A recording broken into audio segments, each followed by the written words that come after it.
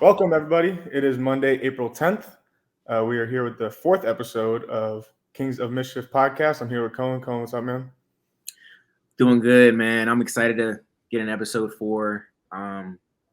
Excited. We have a little guest this week, our first guest of the Kings of Mischief podcast, another UVA football player. And it's gonna be a little interesting when I'm excited to start this off, man. Yeah, definitely. First time bringing a guest on. We're gonna have Tony Muskett joining us here in a little bit. For now, how's your last week of spring ball gone? You got us catch up on spring ball, dude. Yeah. So this is officially, when this is released, this is officially like in the midst of our last week. One hard practice, and then we're on the spring game. So I'm excited, bro. As we're recording this, our last practice is tomorrow. And then we kind of have like a walkthrough, and then the spring games ending the week off. I'm excited. I think we had a really good spring, on both sides of the ball. Just briefly touching on it, and I always love ending off the spring with a spring game. It's so much fun. Yeah, it's a great way to end the off season, because off season is super hard, and it's something fun to do at the end. Yeah. End it off with like a football game, and then I like how, we never really had an official spring game. No, we had full practices, so like the atmosphere around like the spring game and it being televised and two sides of the ball is I love it.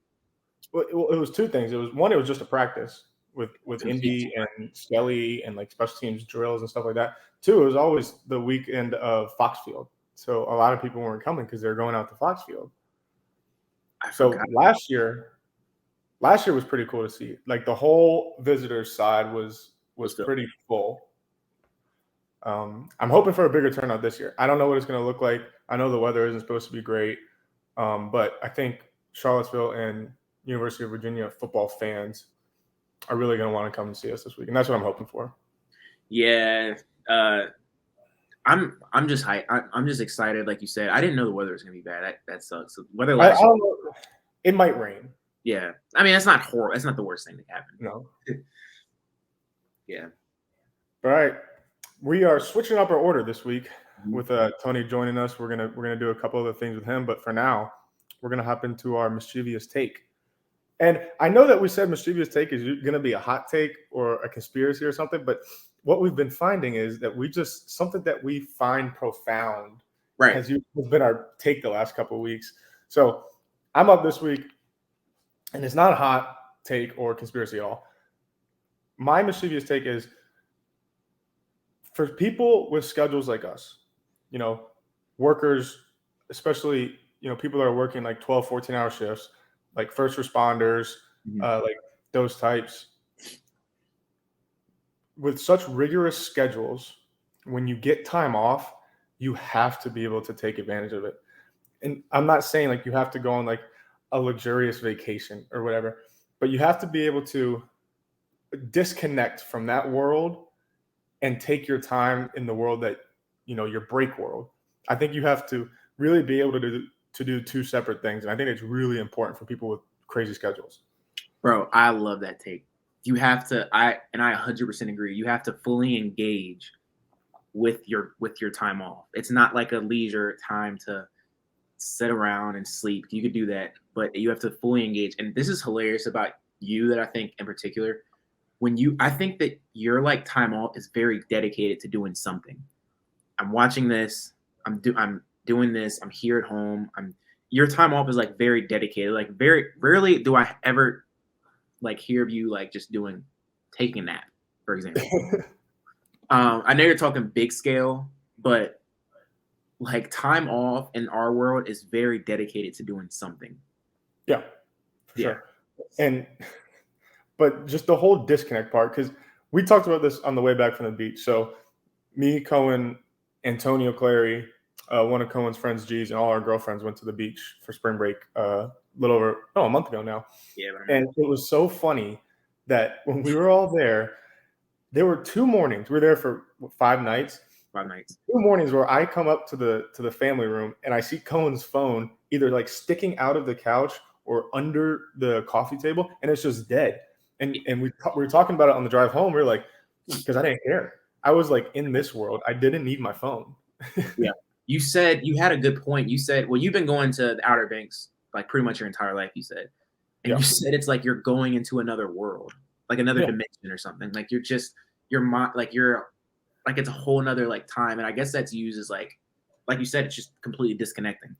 My phone, that's hilarious you said that. My phone was either playing music, receiving text on what to get for food, or it was dead completely. The entire time, the entire 5 days, my phone was one of those 3 options.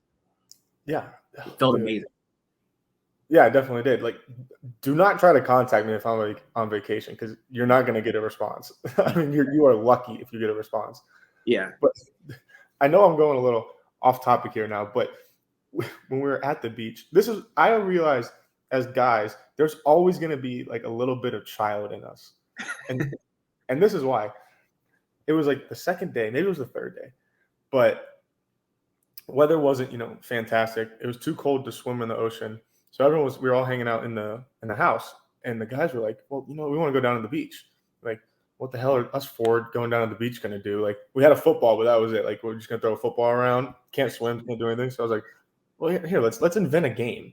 And we grabbed big, like 2-pound rocks from the front driveway, went down to the beach, threw the football, and then you had to throw your rock. Closest rock got a point. If you hit it, you got 2. And we played that for 2.5 hours. We stayed, bro. It was hilarious. Like, it's funny that we never talked about officially like what we did on the trip, but like we stayed within like the same like 40-yard range on this beach, and it was hilarious. Like that's all we were doing. Like 4 guys walking around, throwing a ball, throwing a rock, and then we lost a rock, and we said, "All right, who can throw it the furthest into the ocean? Who can throw the rock the furthest?" That's why guys will always be like a kid at heart. Yeah. And like you said, it like for all the listeners, the weather was not great. Like it's probably in the 50s, high 50s, low 50s, and windy. It was windy. And Grant had in his head, again, we're touching on Grant being a ritualistic person. He had in his head that he had to get into the water every single day. I don't know what the thought process was, but did I not? First day, you did. First day, second day, third day. The 4th day, I think it was like really like it was like awful weather. It was like in the 40s. Yeah. So like we didn't do it that day, but you somehow dragged. Did everybody do it the days you did it? Yeah. I think we did it twice, and then you did it 3 days, but yeah, we jumped in the water for some reason. It was freezing cold. Yeah, like 55-degree water and like 45-degree air temps. Yeah, and then plus the walk back to the house, which was worse than actually being in the water. Absolutely. 100 times worse. All right, man. So let's bring Tony Muskett in here. We're gonna take a quick break so we can bring on Tony Muskett onto the pod. All right, we're back from our quick little break. I'd like everybody to welcome our new quarterback, former Monmouth quarterback, Tony Muskett. Man, he's a freaking beast. Tony, what's up, man? How you doing, dog? What's going on, fellas? I'm happy you guys invited me on, man. Excited to be here. Tony, I've been seeing on Twitter that they are giving you a nickname. Have you seen it, Mr. Tony Gunpowder? I was sent the tweet or a couple of tweets by some of my friends, but right now I cannot put out a formal on the subject matter. But I will say one thing I will say is I have not heard that name. I feel like there's a lot of other things you could do. But did you ever get anything like that? Like having Muskett as your last name, did you ever get a nickname? No, mine was more like words that like would start with M. So like Bagmouth, one that I've heard a good amount was Money Muskett, like stuff like that kind of rolled off the tongue with the M at the end. So I mean, I've always figured, especially when NIL started, like I feel like that's a profitable trademark thing. But shoot, yeah, I saw the nickname. I mean, I got no comment on it, but it is unique. It's the first time I've heard that, so I'll give him credit for that. I think how's the atmosphere around here been treating you? Like, I know, like we were just talking about Twitter. Like, if you ran into anybody, like people that might have recognized you, or like, oh, you're the new quarterback or something like that. Like, how's the atmosphere here at UVA been treating you? I mean, in general, I think I love being in Charlottesville because Monmouth wasn't necessarily a college town. It was by the beach, but it was in the middle of a Jewish community, and there wasn't necessarily a lot of college like Monmouth supporters in the area. But man, when you come into Charlottesville, you go down by the corner and then into old downtown, man. It's all UVA, and so it's awesome. Like you go into stores and there's UVA flags hanging up. You got posters of the old like Sean Moore's teams, like pictures of those guys in there, all the greats. And so that's cool to see that the whole community, like supports a common cause in UVA athletics. So, like as a kid, that's what you imagine. You imagine like going downtown and like walking around the whole town, supporting the football team, whatever sports team is in season. So it's been cool to be around. And so yeah, that's one of the things that I've enjoyed most about being here so far. Have you explored the downtown mall area at all? And downtown? No, I went there. So I'm living with Malik, the receiver from Northwestern. So we went down there with Jared Rayman, another quarterback, and I mean it's cool. There's a lot of restaurants, so I feel like I have a girlfriend when she comes and visits, or my family comes up for maybe after the spring game. I might take them down there because I feel you can't really just. I know there's the old theater down there, right? Yeah. But besides that, I don't know any of. Is there like shopping stuff to do down there? Because we could go. Yeah, I could go do that, but I definitely want to get food down there. Probably see an old movie, and then if I can go shopping, something to do. Bro, first of all, let me just say, Jared Raymond's a great person to tour Charlottesville with. Yeah, he is. he has knowledge beyond his own means. But, dude, if I were you, I'd check it out, man. Like, there's so many good food spots to go. We talked about like a few of the spots that we haven't been to, like fancy fine dining restaurants that you'd go to. Like, it's awesome. They have a lot of pop and shop stores. Yeah, you can hit up to. Like, I like the downtown mall. I mean, I haven't been there a lot, but when I go to eat, I've always enjoyed it. Yeah, that's the problem. You need to quote this with like restaurant suggestions, but also like directions as to where they are. Because I've had people be like, "Oh, like this." I'm like, I don't know how to get there. See, the problem is because I live right across from Barracks, which is the Chick-fil-A and Chipotle. Yeah. So like if I see that, I'm not gonna go adventure like past that. But unless someone gives me like, here's where you need to be, like here's what you need to order, and here's where it's at, then I'll go do that. You know what I'm saying? So yeah, the specifics about where to go. There you go. Don't ask us. We're not going to be able to help you with that answer there. We've been here for 5 years, and Grant, you probably like how often have you been to the downtown mall? Let me tell you, I've been twice in the last year, and that's probably more than I did in the previous year. Well, there's a nice it's called what's the bar that's right there? The Fitzroy. The Fitzroy. Yeah, I mean, there's a lot of bars, but the Fitzroy is like the nice one. The Fitzroy is a nice, like, if you want to escape the like corner area and get to like a more like grown up type bar area, you could go there. That place is cool. Yeah, I've only been there twice. So y'all ain't even experienced vets at it either. Oh no, I was gonna try to hop in there and say, I mean, we're asking you about it, and you possibly could be telling us more than we know. Like you want the info for yourself. Seriously. So, Tony, you transfer in from Monmouth. Yeah. What was the recruiting atmosphere like as a transfer? Because I've never really talked to a transfer about this. Yeah. As a transfer versus as a high school recruit, like, did you look at it with any different lens because you had already been through it, or what? I'm not sure. So, you guys have been at UVA for your whole time in college, correct? Yeah. Yeah. So it's like the high school recruiting process.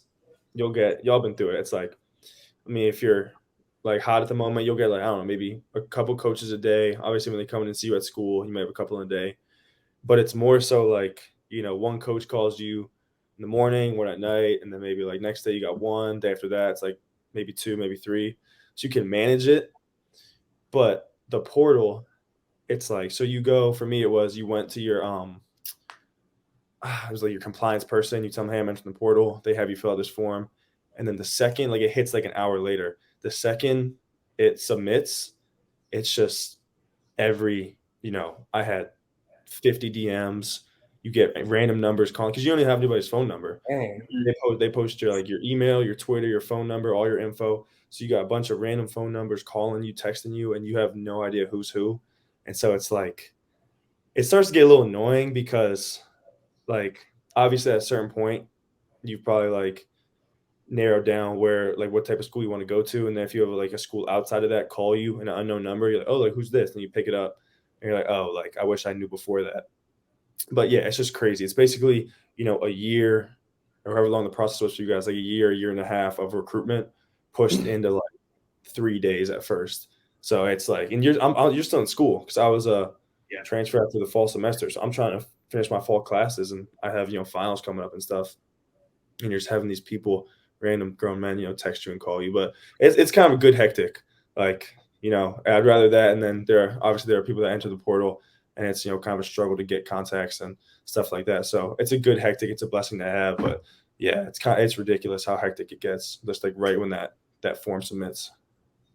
Dude, that's pretty interesting. I figured because I know a few people that transferred also just from like personal experience that like just like you explained it, it's like you have no idea who's talking to you. Like officially in high school, you kind of have to know who's like reaching out to you.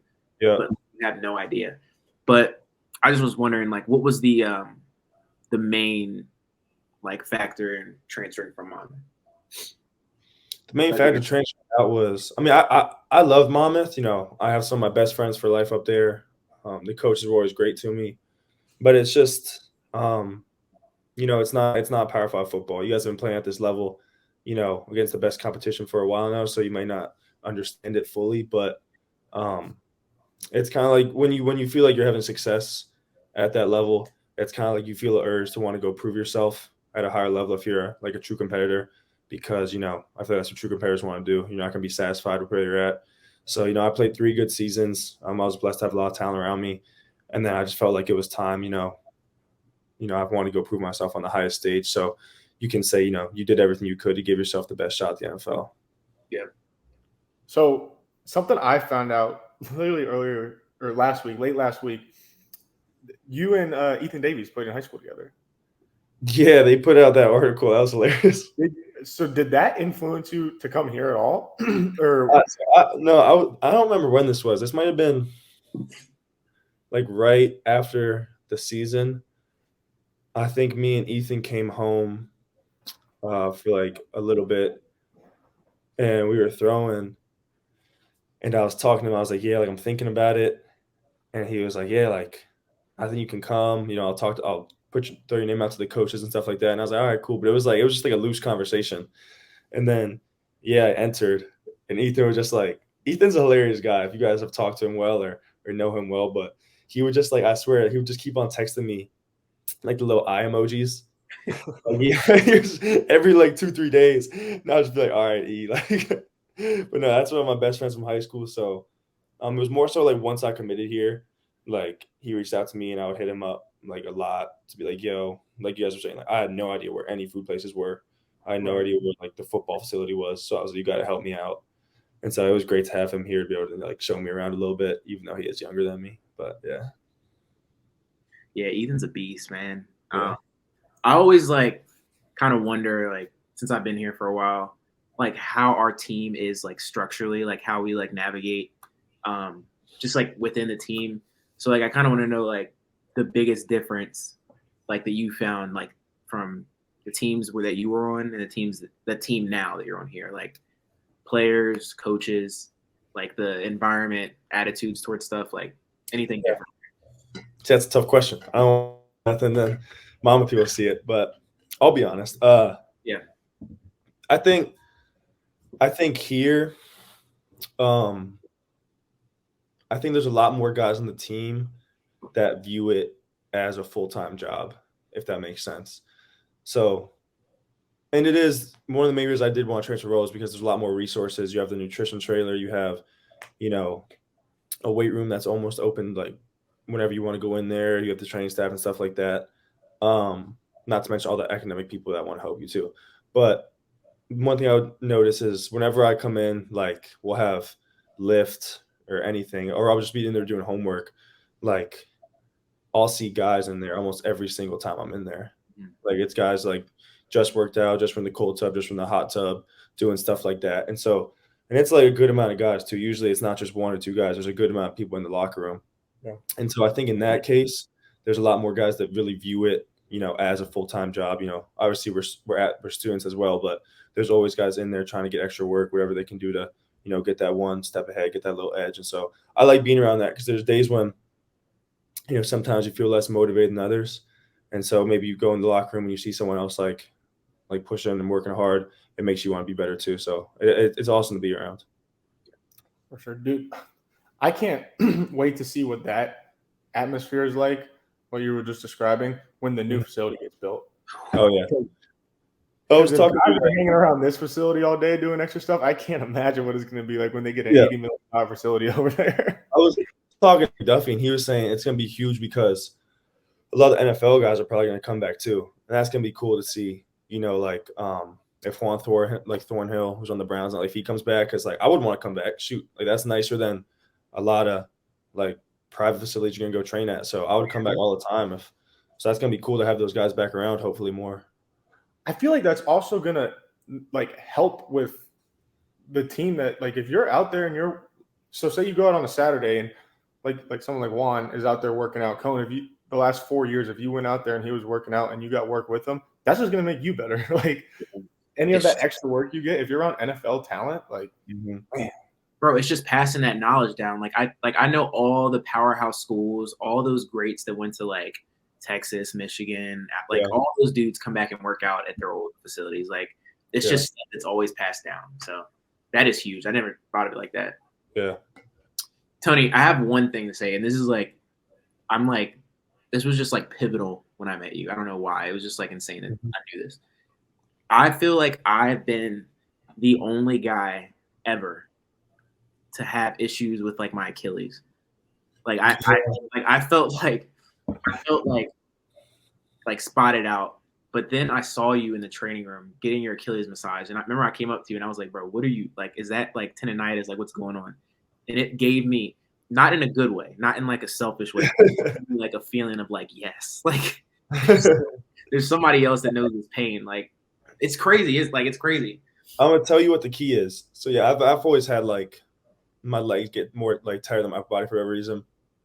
But so you know how they always say roll out your bottom of your feet? Uh-huh. I never understood that. And so I would never really do it. And I assume you probably do it because I feel like you take good care of your body. But what I started doing was so you start on the Achilles, roll out the Achilles, and then go on the bottom of your foot. And so little lacrosse ball and pinch, if there's a spot that's really tender, just press down on it for 30 seconds, release, and then move around for 10, 15. Another spot, pinch on it for 30. Do that for 5 minutes.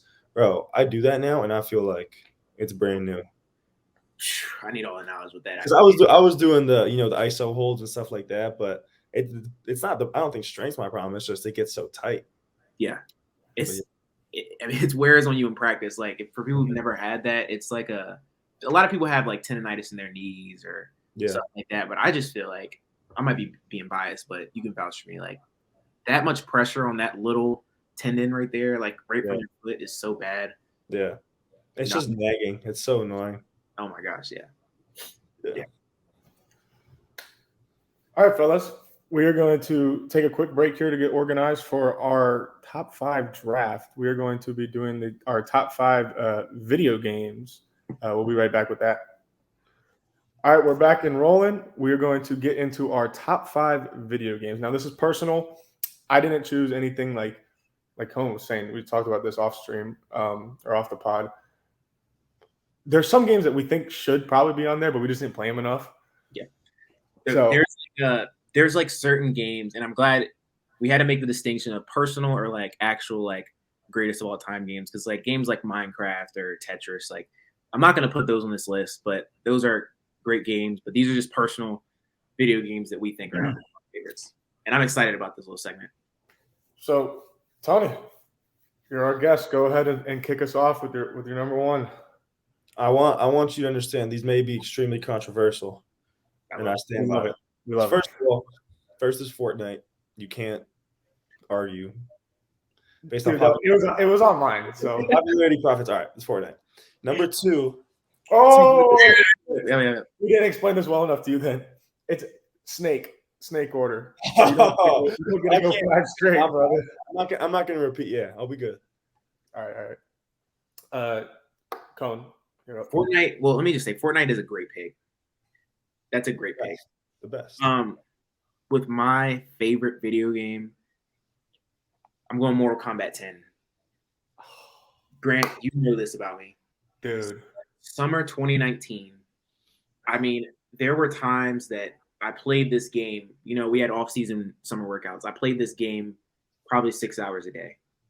He's not good. Like, I was in my room in the dark. I played this game. I went to class, and I had workouts in the morning. This game introduced so much stuff to me. So many emotions, and I just love this game. I think it's my favorite game of all time. All right. Oh, I definitely understand why you picked that. My number one is Modern Warfare 2019. What? Very similar. Is that what's crazy? Is when that came out, I read the reviews because I was thinking about getting it, and then I didn't get it because they were all. Warzone came out, and it was during COVID when we had nothing else to do. That was so maybe that makes it a little bit biased. Dude, hold up. Because I had nothing else to do, but that game was freaking awesome. Tony, did you just say you didn't get the game? I didn't get the game. Oh man. Oh gosh. Dude. And Warzone was free. Yeah. Oh, you were one of the Warzone upgrade your guns in Warzone. Just play it. I didn't even get Warzone. Dude, what? I didn't even get Warzone. Tony, let me tell you something. Grant and I, I want to look up, and on the next podcast we'll tell this how many hours we have played on that game. Yeah. Because there were times you can explain it, but we played that game an insane amount of time. I'm not going to snitch on myself for how much I ever played that. Just Tony, go ahead and take your two. What? Real quick, here's my problem with Call of Duty games and why they can't be on the greatest games of all time. Because when the next Call of Duty game comes out, the old one, besides maybe like Black Ops 2, no one plays the old one anymore. So if you came on here and said Black Ops 2, you could have an argument because it's long lasting. Well, it's like Madden. You can't say a Madden game because the moment the next one comes out, everyone just hops on the next one. So it's not a great. It's just good for its time. Anyways, Tony, let me say something. While I agree with that take, Modern Warfare 2019 took the biggest jump in video game history I've ever seen. Like from the last game that came out. But I agree. I need to see the stats on that. All right. Going off my point. Next game on the greatest list. You can play with your friends, family, by yourself, girlfriend. Wii Sports. Oh, that was my next pick. Mm-hmm. Oh, great pick. This was crazy. I've never heard anyone say they don't enjoy Wii Sports, and everyone knows what it is. That's a very solid pick. That's great. Wii Sports Resort, specifically. That was past my time. Was it? Yeah, my last was it was like, what was it, like Wii Active, where you could like run a marathon with the Wiimote. Yeah. Or no, it was Wii Fit. It was Wii Fit. That's what. Yeah, the Wii Fit. Yeah. All right, I'll go ahead with my number two. My second favorite game of all time. I bet this is on a lot of people's lists. It's Grand Theft Auto 5. Yeah. This game is absolutely timeless. That has argument for one, I think. I agree. The game is timeless. It came out when I was in 8th grade. And I mean, there are people that I know that still play it to this day, like religiously. Great game. I never got into it. So, but the times I played, it was fun. My number two is NCAA 14. That's a good one too. And I know we were talking about how, sports games, once the new one comes out, the other one's obsolete. But the fact that was the last one up until, next year makes it different, makes it special because, people still play that in college. I mean, I've played it in college. I played it a couple years ago. That is an elite game. Good pick. My next one, I was debating putting this as my number two because it does have an argument for first overall, is Super Smash Bros. Brawl. That's totally fair. Yeah. I love Super Smash Bros. On what system? The Wii version, but you play it on the GameCube. The GameCube controller. Mm-hmm. Yep. That's a great pick. Solid pick there, Brian. All right. My number three. My number 3, I'm going FIFA as a franchise. Can we do franchises? I don't know. Call it flag if you want to, but I just think with FIFA, the game is so. I could say FIFA 23. Like the game is so like, it's so it's put together so well that there's minimal changes over every year, and I just love that game. I play it day in and day out. That's my daily go-to game right now. So yeah. My number 3 is Mario Kart. Mario Kart's also another just timeless game. People just play it. Which one came out? Which one? Oh, I couldn't tell you. I don't know it that well, but I know that I have played it enough to know I can put it in my. Friends always invite you to play it. All right, it's time to get into the more personal ones. Okay. My number 4 is, I don't know the name of it, but it's the Assassin's Creed where you're in Egypt in the desert. And it's on my list because, what's it called? Free roam or free world games. Everyone say like Skyrim or whatever that new one is. But that game, like the scenery in it is the most beautiful I've seen out of any video game. And I've heard that the new Zelda game, Skyward Sword on the Switch, I've heard it's beautiful as well, and that's competition. But from what I've played, that is the most beautiful game I've played. I never played any of those games, man.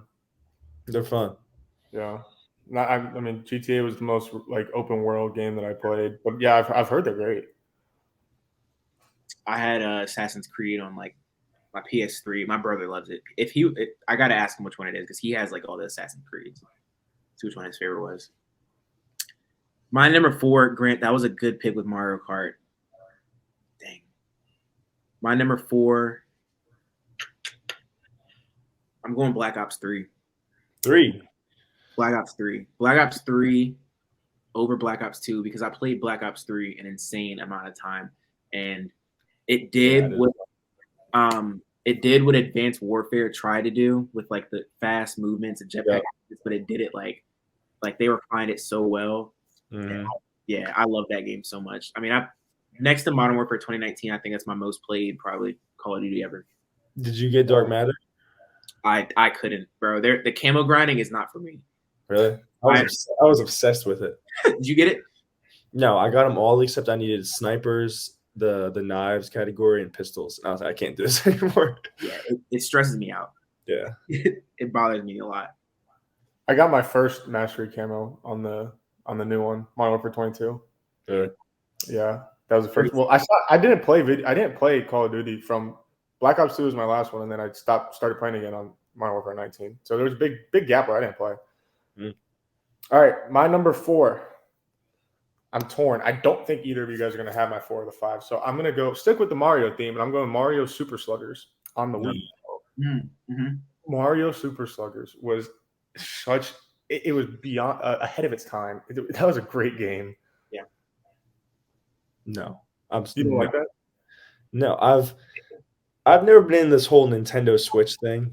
I think I stick to my GameCube and my Wii, but my friends back at Monmouth would play it, and I feel like it's a poorly recreated blend of like Wii Sports trying to involve the Mario characters. I don't know. It's like the new Maddens. No one likes the new Maddens. I hate them. They should have just left Mario how it was. It was a perfect complete universe. They should have just left it untouched. You have a sound argument, but you have an invalid argument. That's what I'm gonna say. It's me. Circling back to you, bro.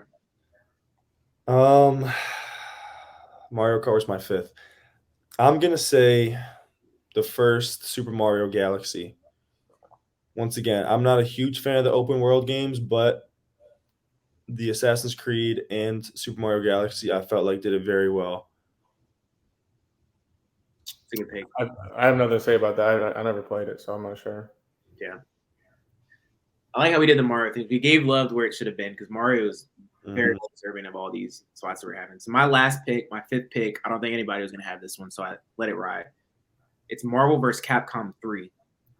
This game we had on the Xbox 360, and it's just, as you can imagine, any Marvel character that you want to play with, Hulk, Wolverine, Iron Man, Spider-Man, but it's like they're going against this like Street Fighter characters like Ryu, Ken, all the Street Fighter characters, and it's awesome. I love fighting games, so I still play that. I'd still go back and play that game now. I think it came out in like 2009 or 10. It was awesome. All right, to close us out, my number 5 is Portals. You guys ever play Portals? No? No. I played Portals on, I think, my neighbor's PlayStation 2, and that was fun. It was kind of it was like a strategy adventure puzzle type game. It was very fun though. It's a good game. I'm surprised you guys didn't like shook your head. When did it come out? Late 2000s, and then Portals 2 was probably early 2010s, like 2012 probably. Yeah.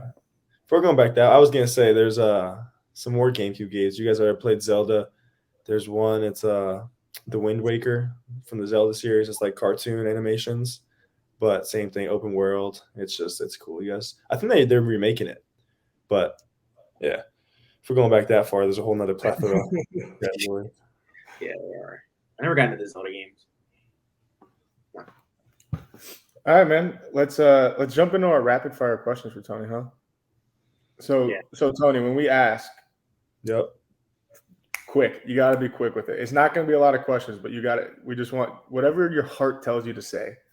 The honest Tony's going to show through. There we go. All right, you ready? Yep. Wings or burgers? Wings. Beach or pool? Beach. What do you believe in more, ghosts or aliens? Aliens. It's a fact. Would you rather have a private jet or a yacht? Ooh. Jet. I'm scared of water. Jet. Yeah. We don't know what's out there. We don't. I can say we do, but we don't. All right, I got a few for you. Every food hot or every food cold? Hot. Ford or Chevy? Ford. No, Chevy. Chevy. Favorite holiday? Christmas, obviously. And best current NFL quarterback? See, no, I just had a long debate about this. You have to say Mahomes, but Burrow is the best NFL quarterback. Ooh, that's a hot take. That's interesting. Is it? Actually, it's getting less hot, but it's less hot. I just saw that as well. That's why I had the debate, because I think Bleacher Report or one of those mainstream sports media outlets put it out. Yeah, I saw that too. Consistent. I agree, Joe. I think Joe Burrow is more consistent. Mahomes is a different level of talent than I feel like I've ever seen on the field. Yeah, but I know they lost Tyreek, but you have the best tight end of all time. You have the best offensive coordinator, in my opinion, of all time. You have these running backs that can catch out the backfield. You have all these weapons, like a great O-line. I just think, I don't know. I think Burrow does it with less. And he does have a great core series, but Burrow kind of, I think, makes it go. That is a hot take. Yeah. Yeah, okay, actually, now that I think about it. Yeah. All right, we're going to wrap it up here. Thank you, Tony Muskett, for coming on the show. Yeah, man, I appreciate you guys having me. I hope there wasn't too many hot takes, but it was definitely fun being on, and hope some people get to listen to it when it comes out. Yeah, man. So you'll be able to find this episode on Section 5's homepage. You can go to the Kings of Mischief tab on there. You can also follow our Instagram, Kings of Mischief Pod. You can follow our Instagram, KOM Pod, or you'll be able to find it on me and Coen's Instagrams at GrantMish85 and at CoenKing_. And you can check out the podcast there. Yeah, thanks everyone for listening. Yeah, thanks for listening. You can watch episode 3 if you haven't. So we're just excited to keep doing this. Tony, thanks for being a great first guest, and we're ready to close out spring ball with this game. So thanks everybody. Sure.